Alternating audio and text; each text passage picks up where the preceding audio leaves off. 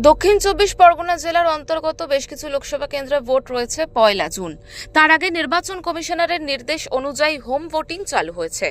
সোমবার মথুরাপুর 2 নম্বর ব্লকে বিভিন্ন প্রবীণদের বাড়িতে গিয়ে ভোট নেওয়া হলো।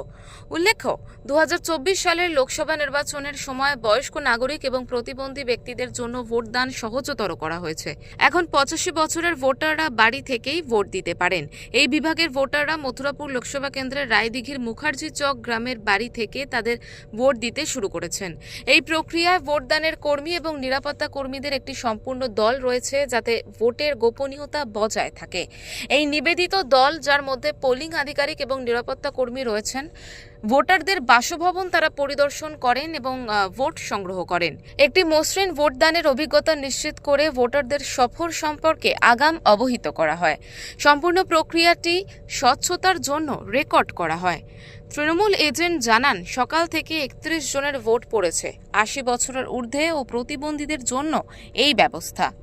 সেক্টর 7 নম্বর, সেক্টর 7-এ প্রায় 8টা বুথ আছে। এই 8টা বুথের পলিং এজেন্ট হিসেবে আমাকে নিয়োগ করেছে।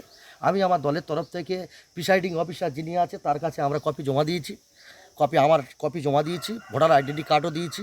উনি দেখে নিয়েছে। আমি আমার দলের প্রার্থীর হয়ে আমি পলিং এজেন্ট হিসেবে বসেছি এবং তাদের সঙ্গে আমি যাচ্ছি। এবার বিরোধী দল তাদের যদি এজেন্ট না খুঁজে পায়, সেটা তো আর আমাদের দোষ নয়।